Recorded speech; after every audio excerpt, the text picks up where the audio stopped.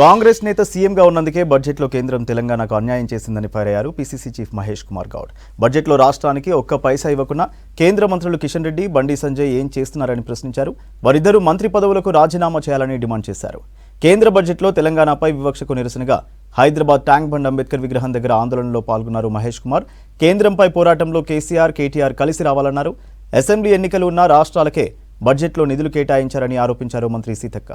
కేంద్రం నుంచి రాష్ట్రానికి నిధులు తీసుకురాకపోయినా బీజేపీ ఎంపీలో మంత్రులను చూసి జనం నవ్వుకుంటున్నారన్నారు మరో మంత్రి పొన్నం ప్రభాకర్. రాష్ట్రానికి రావాల్సిన నిధులు మనకు రాలేదు.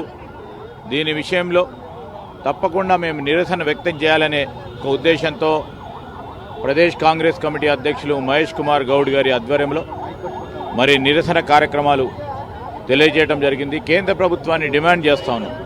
మరి ఆ శాఖలకు సంబంధించిన నిధులకు విషయంలో మీరు సహకారం చేయాలని కోరినప్పుడు వారి స్పందన తప్పకుండా చేస్తామనే ఉద్దేశంతో కన్నబడ్డ తరుణంలో ఈరోజు ఏ విధంగానైతే స్పందన కనబడ్డదో ఆ విధంగా కేటాయింపులు జరగకపోవటం చాలా బాధాకరం, దురదృష్టకరం. ఈరోజు మూసీ నది ప్రక్షాళన గురించి మీ సహకారం కావాలని కోరినాం. అర్బన్ పట్టణ ప్రాంత వాసులకి కనీస సౌకర్యాలు అందించే కార్యక్రమ భాగంలో మరి అండర్ గ్రౌండ్ డ్రైనేజే కానీ ఈరోజు ఇక్కడ ట్రాఫిక్కు సంబంధించిన అంశాల విషయంలో కేంద్ర ప్రభుత్వంకున్న పథకాల్లో పెద్ద ఎత్తున నిధులు కేటాయింపు చేయాలని కోరటం జరిగింది. రాష్ట్రం కోసం ఏమి చేస్తున్నారనే మాట తెలంగాణ ప్రజల తరఫున నేను మిమ్మల్ని అడుగుతా ఉన్నాను. నిజంగా కూడా చిత్తశుద్ధి ఉంటే, తెలంగాణ పట్ల ప్రేమ ఉంటే మొదటిగా మీరు మంత్రి పదవులకు రాజీనామా చేయండి. నిధులు తీసుకొచ్చే చేత కాకుంటే ఇంకా అధికారం ఉంటే ఏం బాధ్యత, ఏం అవసరం మారుతా ఉంటున్నాం. కిషన్ రెడ్డి గారు, సంజయ్ గారు రాజీనామా చేయండి. అప్పుడన్నా ప్రధానమంత్రిగా దిగి వస్తారనే మాట కూడా ఈ సందర్భంగా డిమాండ్ చేస్తా ఉన్నాం.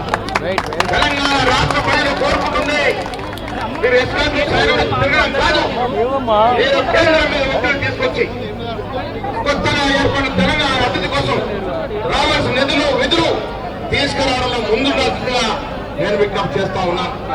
మీరు నిన్న ప్రవేశపెట్టిన బడ్జెట్ ఎన్నికల బడ్జెట్ పేదవాళ్ళ కోసం లేదా రాష్ట్రాల అభివృద్ధి కోసం, రాష్ట్రాల సంక్షేమం కోసం కేటాయించినటువంటి బడ్జెట్ కాదు. బీజేపీ ప్రవేశపెట్టిన బడ్జెట్ చరిత్ర చూస్తే గత 11 సంవత్సరాలుగా ఎక్కడ ఎలక్షన్స్ ఉంటే అక్కడ ముందుగా వరాలు కురిపించడం వాళ్ళకి ఆనవాయితీ, సాంప్రదాయం. స్వార్థం తప్ప ప్రజా సంక్షేమం అనేది బీజేపీ ప్రభుత్వం ప్రవేశపెట్టినటువంటి కేంద్ర బడ్జెట్ లో లేనే లేదు అని ఈ సందర్భంగా తెలియజేస్తా ఉన్నా. వారికి తెలంగాణ అన్న, తెలంగాణ అనే పదమన్నా, తెలంగాణ అభివృద్ధి అన్నా పిచ్చి విద్వేషంతో కూడుకున్నటువంటిది. ఇవాళ రాష్ట్ర ప్రజలు 8 సీట్లు ఇస్తే మరి ఆ 8 మంది ఎంపీలు, అందులో 2 కేంద్ర మంత్రులు పెంచింది గుండుతున్నా. అయ్యా ప్రజలు కూడా ఆలోచించాలి. కాంగ్రెస్ ప్రభుత్వం ఇచ్చినటువంటి హామీలను అమలు చేస్తూ 7 లక్షల కోట్ల అప్పులు ఉండి కూడా మరి అభివృద్ధిని, సంక్షేమాన్ని జోడెత్తులాగా నడిపిస్తుంటే మరి ఇక్కడ నుంచి మన వారించిన అక్షింతలు, అయోధ్య నుంచి అక్షింతలు వచ్చాయని చెప్తే అక్షింతలకు ఓట్లేసి 8 మంది ఎంపీలను చేస్తే అభివృద్ధికి ఇచ్చింది ఏంటన్నా. గత సంవత్సరం కూడా ఇదే రకమైన వివక్ష ఎప్పుడు కూడా కొత్తకపోతే తెలంగాణ సమాజం మిమ్మల్ని క్షమించదు. అందుకే ఈ కాంగ్రెస్ పార్టీ పక్షాన మరొకసారి డిమాండ్ చేస్తూ ఉన్నాం. ఇది ఆరంభం మాత్రమే. బిడ్డ తెలంగాణకు బడ్జెట్ కేటాయించకపోతే తెలంగాణ ప్రజలు ఇన్ని రకాల పనులు పెడుతుంటే తెలంగాణ ఈ రాష్ట్ర దేశంలో నూతనంగా ఏర్పడే 29లో రాష్ట్రం అంటే గత ప్రభుత్వాలు కేంద్రాన్ని నిధులు అడుగుతలేమనేటువంటి ఒక కారణంతో నిర్లక్ష్యం చేశారు. కానీ ఇప్పుడు ముఖ్యమంత్రి గారు, మంత్రులు, ప్రభుత్వ పక్షాల ఎంపీలు తెలంగాణకు నిధులు కావాలి, నాలుగు బట్ట కట్టుకొని ప్రధానమంత్రి దగ్గర దాకా తిరుగుతా ఉన్నాం. తెలంగాణకి ఎందుకు నిధులు ఇవ్వరు? తెలంగాణ అంటే అందరికి వివక్ష. కాంగ్రెస్ ప్రభుత్వం ఉంటే ఫెడరల్ సిస్టమ్ లో ప్రజాస్వామికంగా రాష్ట్రాలు అన్ని కలిస్తేనే ఒక యూనియన్ గవర్నమెంట్.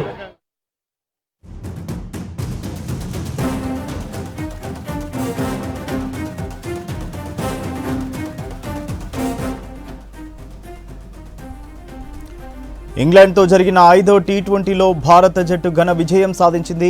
248 పరుగుల భారీ లక్ష్యాన్ని ఛేదించే క్రమంలో ఇంగ్లాండ్ చేతులెత్తేసింది.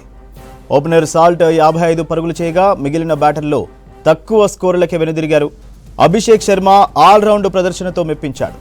దీంతో 4-1 తేడాతో భారత్ టీ20 సిరీస్ కైవసం చేసుకుంది.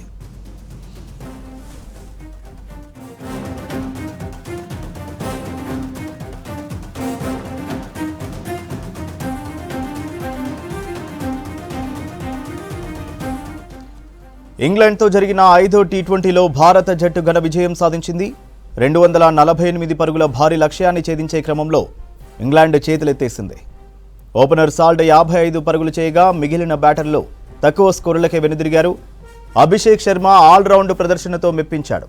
దీంతో 4-1 తేడాతో భారత్ టీ20 సిరీస్ కైవసం చేసుకుంది.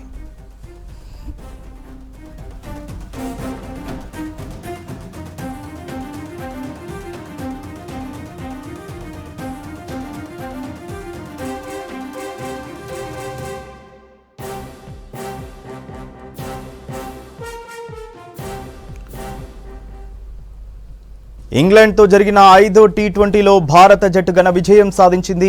248 పరుగుల భారీ లక్ష్యాన్ని ఛేదించే క్రమంలో ఇంగ్లాండ్ చేతులెత్తేసింది. ఓపెనర్ సాల్ట్ 55 పరుగులు చేయగా మిగిలిన బ్యాటర్లు తక్కువ స్కోరులకే వెనుదిరిగారు. అభిషేక్ శర్మ ఆల్రౌండ్ ప్రదర్శనతో మెప్పించాడు. దీంతో 4-1 తేడాతో భారత్ టీ20 సిరీస్ కైవసం చేసుకుంది.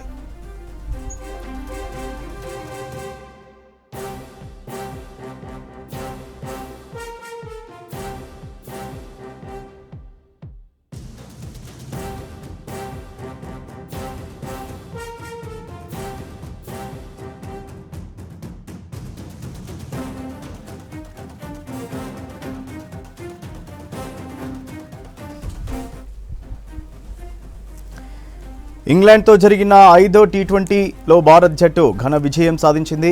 248 పరుగుల భారీ లక్ష్యాన్ని ఛేదించే క్రమంలో ఇంగ్లాండ్ చేతులెత్తేసింది. ఓపెనర్ సాల్ట్ 55 పరుగులు చేయగా మిగిలిన బ్యాటర్లు తక్కువ స్కోర్లకే వెనుదిరిగారు. అభిషేక్ శర్మ ఆల్రౌండ్ ప్రదర్శనతో మెప్పించాడు. దీంతో 4-1 తేడాతో భారత్ టీ20 సిరీస్ కైవసం చేసుకుంది.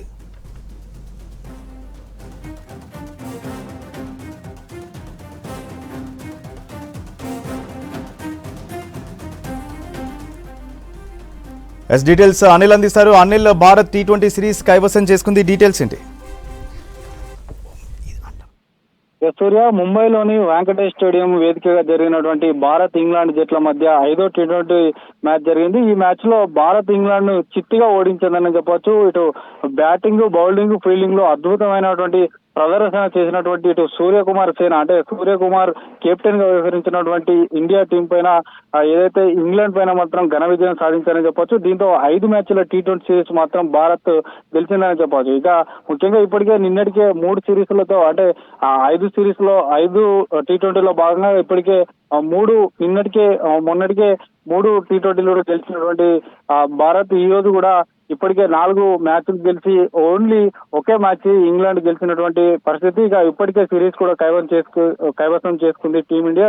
దీంతో పాటు 5వ టీ20లో కూడా అదరగొట్టిందని చెప్పవచ్చు. ఈ మ్యాచ్ లో టాస్ ఓడి బ్యాటింగ్ దిగిన భారత్ ఏదైతే ఇంగ్లాండ్ జట్టుకు చుక్కలు చూపించిందనే చెప్పవచ్చు. భారత్ నిర్ణీత 20 ఓవర్లలో 9 వికెట్లు నష్టపోయి దాదాపు 247 పరుగులు, అంటే అభిషేక్ శర్మ సెంచరీతో చెలరేగిపోయిందని చెప్పవచ్చు. ఇంగ్లాండ్ ముందు 248 పరుగుల భారీ లక్ష్యాన్ని నిర్దేశించింది. ఈ మ్యాచ్ కి లోనైనటువంటి మ్యాచ్ దీనికి సంబంధించినటువంటి పూర్తిగా ఇటు అభిషేక్ శర్మ కూడా బాగా, అంటే ఎక్కువ స్కోర్ చేసిందని చెప్పవచ్చు. భారత్ పూర్తిగా 20 ఓవర్లలో 247, 9 వికెట్ల నష్టానికి ఇంగ్లాండ్ ముందు ఉంచారు. సో ఇంగ్లాండ్ మాత్రం 97 రన్స్ కి ఆల్అౌట్ అయినటువంటి పరిస్థితి. దాదాపు 150 పరుగుల తేడాతో భారత్ మాత్రం ఘన విజయం సాధించారని చెప్పొచ్చు. ఇక ఈ రోజు ఇండియా మ్యాచ్ కి సంబంధించి అటు అండర్-19 వరల్డ్ కప్ తో పాటు ఇటు ఈ మెన్స్ కు సంబంధించినటువంటి ఈ మ్యాచ్ కూడా 2 విజయాలు భారత క్రికెటర్లకు ఒక బూస్ట్ గా చెప్పవచ్చు.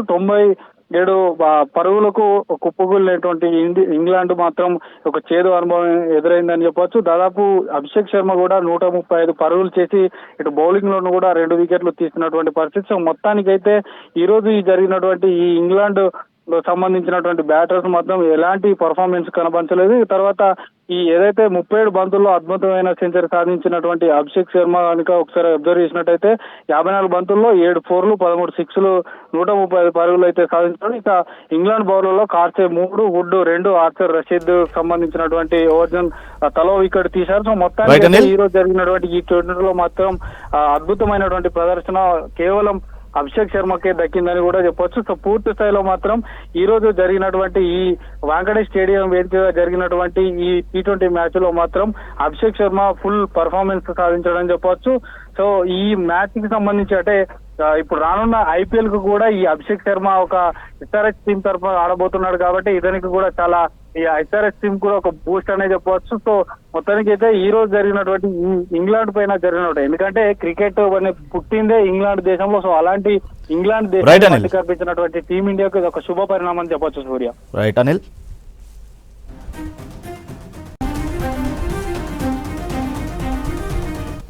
హైదరాబాద్ గచ్చిబౌలి ప్రిజం పబ్ సమీపంలో కాల్పులు జరిపిన బత్తుల ప్రభాకర్పై తెలుగు రాష్ట్రాల్లో 80 చోరీ కేసులున్నాయన్నారు మాదాపూర్ డీసీపీ వినీత్. నిందితుడి దగ్గర నుంచి 3 తుపాకులు, బుల్లెట్లు స్వాధీనం చేసుకున్నామని చెప్పారు. చోరీకి ఉపయోగించే పరికరాలు సీజ్ చేశామని తెలిపారు.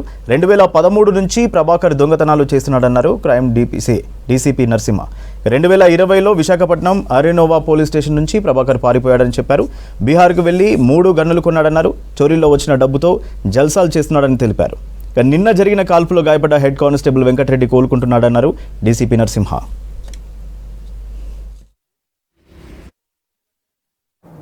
నేరస్తుడు ఉన్నాడని ఇన్ఫర్మేషన్ మీదగా CCS Madhapur along with Gachibowli PS సిబ్బందితో ప్రిజం పబ్ దగ్గర వెళ్ళడం జరిగింది. అక్కడ ఆ నేరస్తుడిని పట్టుకో క్రమంలో అతను అక్కడున్న పోలీస్ని చంపేసి పారిపోవాలని ఉద్దేశంతో 2 రౌండ్ ఫైరింగ్ చేయడం జరిగింది.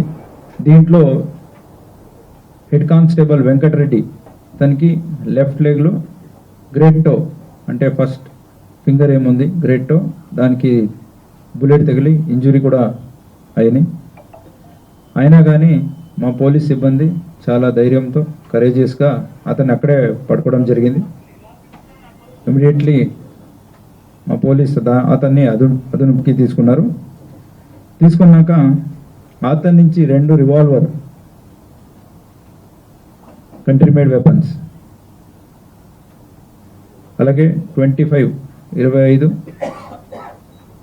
రౌండ్స్లో దాంట్లో 2 కాల్చాయి కాబట్టి 23 రౌండ్స్ అక్కడే దొరికినాయి. తర్వాత అతన్ని తీసుకొచ్చి ఇంటర్గేట్ చేసగా అతన్ని ఇంట్లో ఇంకా ఏమేమి ఉన్నాయని అన్ని చెప్పాడు. అక్కడ వెళ్తే ఇంకా ఒకటి country made weapon along with 420 so total 451 live rounds మనకు 7.6 mm దొరికినాయి. ఇతను ఎవరంటే Bothula Prabhakar alias Prabhakar Rao alias Raju alias Rahul Reddy alias Bayyappu Reddy alias Sarveshwar Reddy alias Bittu alias Harshvardhan Reddy. He is 30-year-old and he is a native of Irikipenta village of Chittoor district.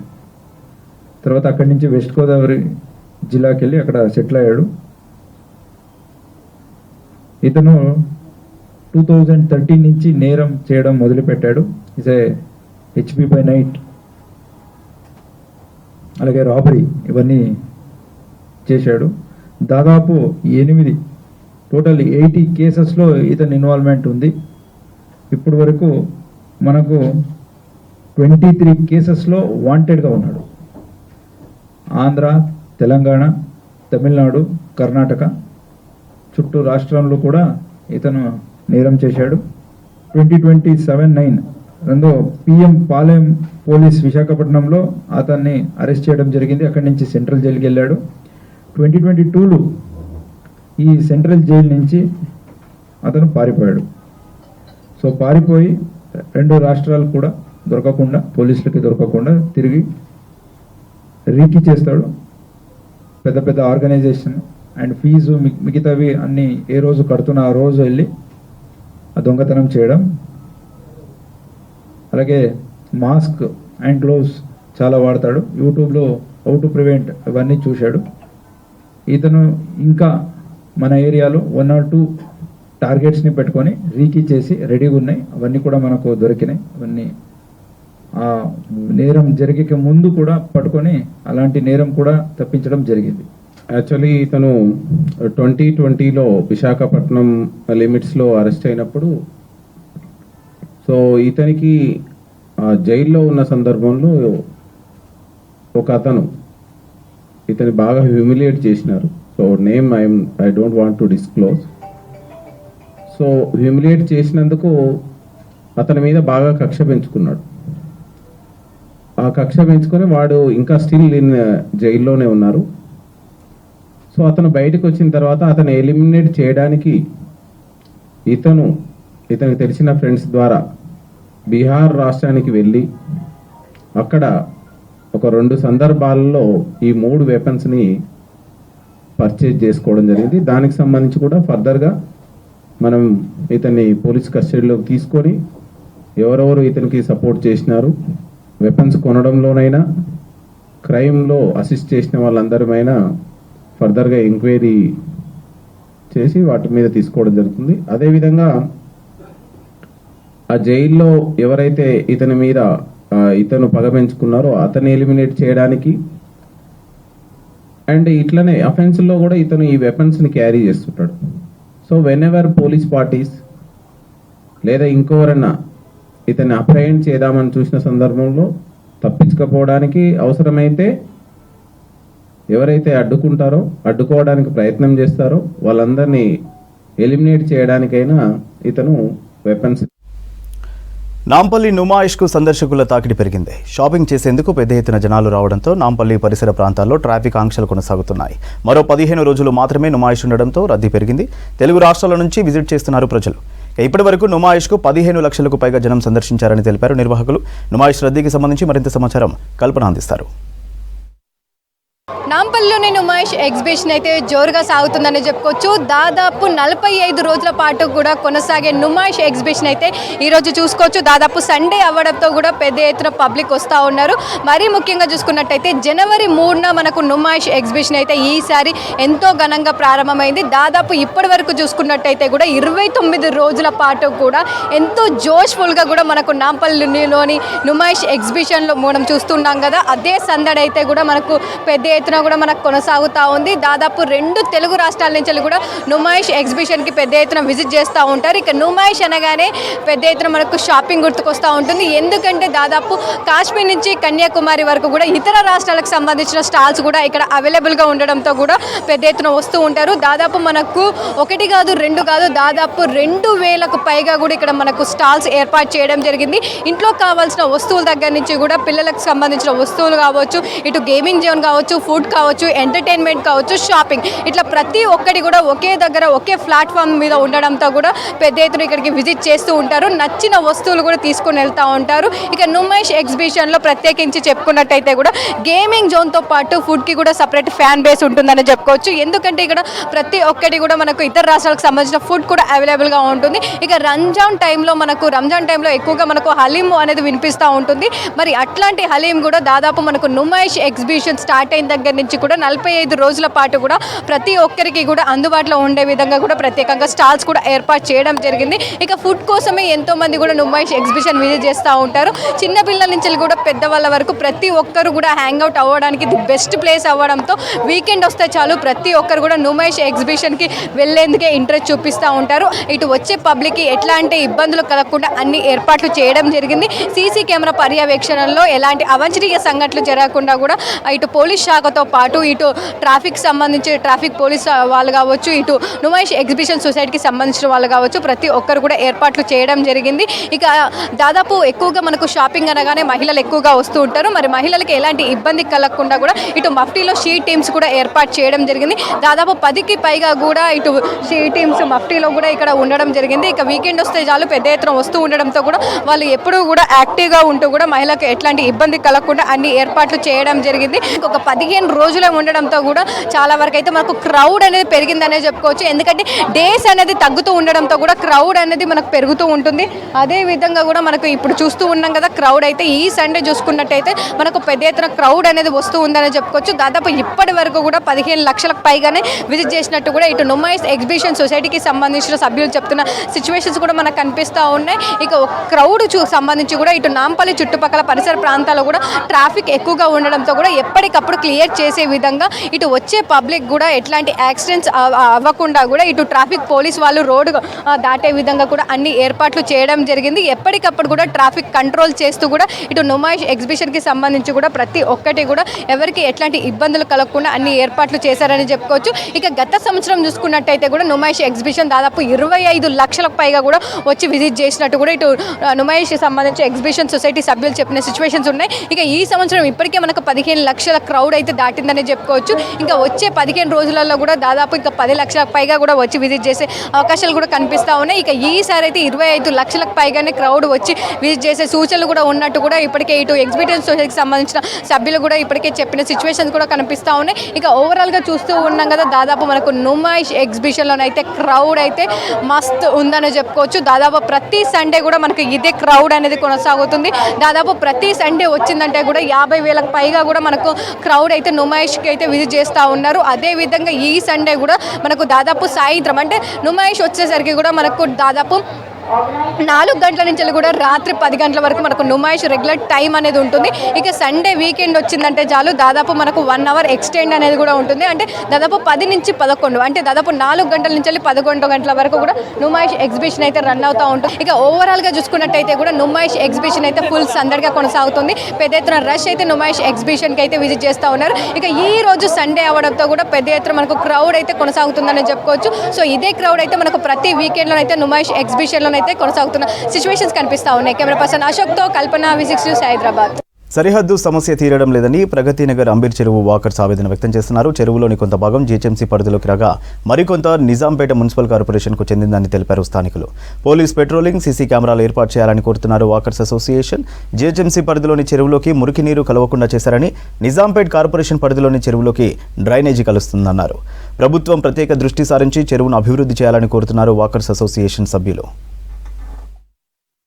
ఇక్కడ ఈ ప్రగతి నగర్ చెరువు పక్కనే ఉంటున్నాము. ఇక్కడ ఒక వాకర్స్ అసోసియేషన్ ఫామ్ చేసుకొని ఈ చెరువు కట్ట మీద మేము డైలీ వాక్ చేస్తుంటాం, మార్నింగ్ అండ్ ఈవినింగ్స్. కాకపోతే మేము చాలా రోజులుగా రిప్రజెంటేషన్స్ అయితే లోకల్ ఎమ్మెల్యే గారికి చేస్తున్నాము. ఈ మల్కాన్ చెరువు ఏ రకంగా అయితే డెవలప్ చేశారో అదే లైన్స్లో మా చెరువు కూడా డెవలప్ చేయాలని చెప్పి మేము రిక్వెస్ట్ చేయడం జరిగింది.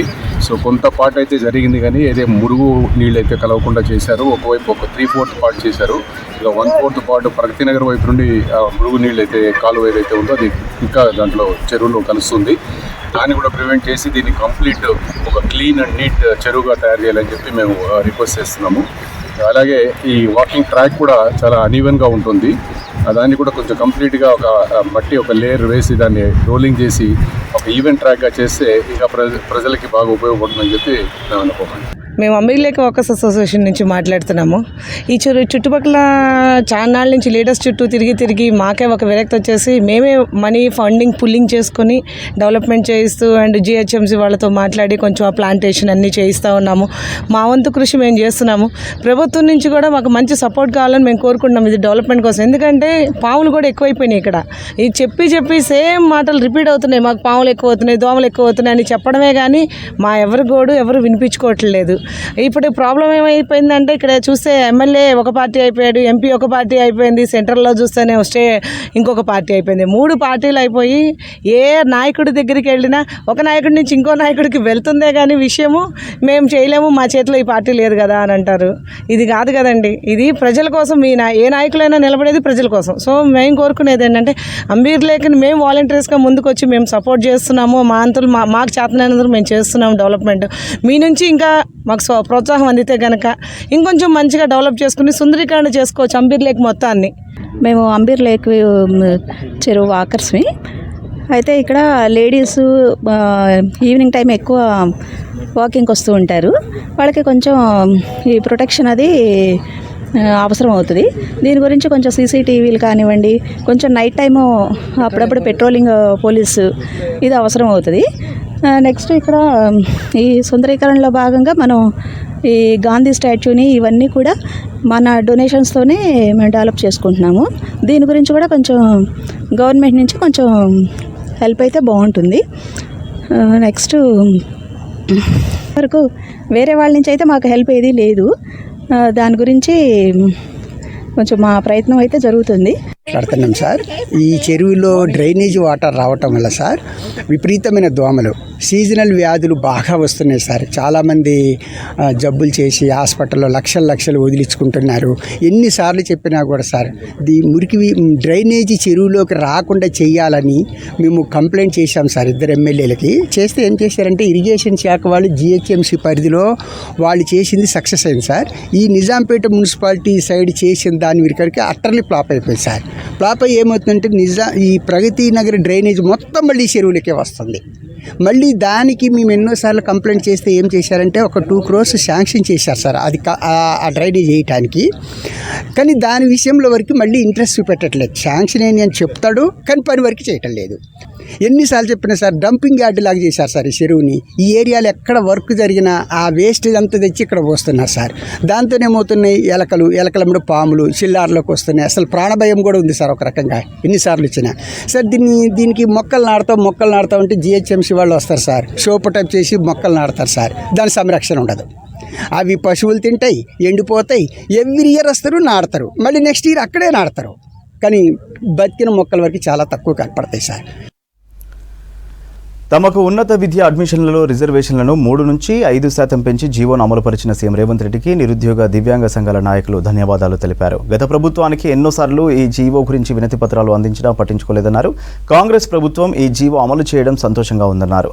ఉద్యోగ ఉపాధి అవకాశాలు కల్పించినట్లయితే తమ కాళ్లపై తాము నిలబడతామని తెలిపారు దివ్యాంగుల సంఘాల నాయకులు. దివ్యాంగ విద్యార్థులు చాలా లక్షల్లో ఉన్నారు. వాళ్ళకు ఉద్యోగాలు ఉపాధి లేవు, విద్య సరిగా లేదు, చాలా సమస్యలు వాళ్ళకు ఉన్నాయి. అలాగే వారు బ్యాక్లాగ్ ఉద్యోగాలు సరిగా నింపడం లేదు. అలానే వాళ్ళకు రోస్టర్ పాయింట్ కానీ ఇంటర్చేంజ్ కానీ లేకపోవడం వల్ల వాళ్ళకు ఉద్యోగాలు రాకపోవడం వల్ల చాలామంది వాళ్ళ కుటుంబాల మీద ఆధారపడుతున్నారు. అయితే ఉదయ్ అన్ఎంప్లాయిడ్ డిజేబుల్డ్ అసోసియేషన్ ఆధ్వర్యంలో గత దశాబ్ద కాలంగా వాళ్ళ యొక్క విద్య గురించి, ఉద్యోగం గురించి, ఉపాధి గురించి తిరుగుతున్నాం. రాష్ట్రంలో 4% రిజర్వేషన్ ఉద్యోగాలు అమలవుతుంది. కానీ గత 10 సంవత్సరాల నుండి ఇప్పటి వరకు విద్యలో 5% రిజర్వేషన్ వికలాంగుల హక్కుల చట్టం 2000 ప్రకారం ఇప్పటికీ కూడా అమలు కాలేదు. అయితే గత ప్రభుత్వం, ప్రజాప్రభుత్వం, కాంగ్రెస్ ప్రభుత్వం రాగానే విద్యలో 5% రిజర్వేషన్ అమలు చేసినందుకు, జీవో జారీ చేసినందుకు ముఖ్యమంత్రి రేవంత్ రెడ్డి గారికి ప్రత్యేక ధన్యవాదాలు. ఉదయ్ అసోసియేషన్ ఆధ్వర్యంలో ఈ టీవీహెచ్ఎస్ తెలంగాణ వికలాంగుల హక్కుల సమితి, అలాగే ఓయూజేఏసీ అంజి గారు, తర్వాత టీవీహెచ్ఎస్ వెంకట్ గారు, అలాగే బంజారా దివ్యాంగ సేవా సంఘం మన రమేష్ నాయక్ గారు, అలానే రీసెర్చ్ స్కాలర్స్ విద్యార్థులందరం కూడా ముఖ్యమంత్రి రేవంత్ రెడ్డి గారికి ప్రత్యేక ధన్యవాదాలు తెలుపుకుంటున్నాము. కాబట్టి ఆ 56 రోస్టర్ని తీసుకొచ్చి 10 లోపు రోస్టర్ తగ్గించినట్టయితే ఈ చదువుకున్న దివ్యాంగ శారీరక విద్యార్థులకు న్యాయం జరుగుతుందని కోరుకుంటున్నాను. అలాగే యూనివర్సిటీలలో ఈసీ మెంబర్ పాలక మండలిలో, ప్రతి యూనివర్సిటీలో పాలక మండలిలో దివ్యాంగులని సభ్యులుగా నియమించాలని కోరుకుంటున్నాము. అలాగే ప్రతి యూనివర్సిటీలో ప్రవేశపెట్టే బడ్జెట్లో దివ్యాంగులకు 5% నిధులు కేటాయించి వారి యొక్క సంక్షేమానికి ఖర్చు పెట్టాలని కోరుకుంటున్నాను. అలాగే జిల్లాలో అన్ని శాఖలలో ఉన్న బ్యాక్లాగ్ ఉద్యోగాలను నింపాలని ఈ ప్రభుత్వాన్ని మేము వేడుకుంటున్నాము. చెరువులు జలకలతో తొణికిసలాడుతుంటే ఆ అలల నుంచి వచ్చే గాలి మనస్సును ఉల్లాసపరుస్తుంది. గ్రామీణ ప్రాంతాల్లో చెరువులు అనగానే ఆ అనుభూతి గుర్తుకొస్తుంది. కానీ గ్రేటర్ పరిధిలోని చెరువులను చూస్తే నిండుకుండలా ఉన్న చెరువే కనిపించని పరిస్థితి. గుర్రపు డెక్క మురుగునీటితో కంపు కొడుతున్నాయి. ఈ గుర్రపు డెక్కతో వాతావరణ కాలుష్యం, దోమల బెడత తీవ్రంగా ఉండడంతో చెరువుల సమీపంలోని కాలనీలు, బస్తీవాసులు తీవ్ర ఇబ్బందులు పడుతున్నారు. నగరంలోని అనేక చెరువుల్లో గుర్రపు డెక్కను వివిధ పద్ధతుల ద్వారా తొలగించినప్పటికీ తిరిగి 2-3 నెలల్లోనే పెరుగుతోంది. శాశ్వత పరిష్కారం చూపాలని అధికారులను కోరుతున్నారు ప్రజలు.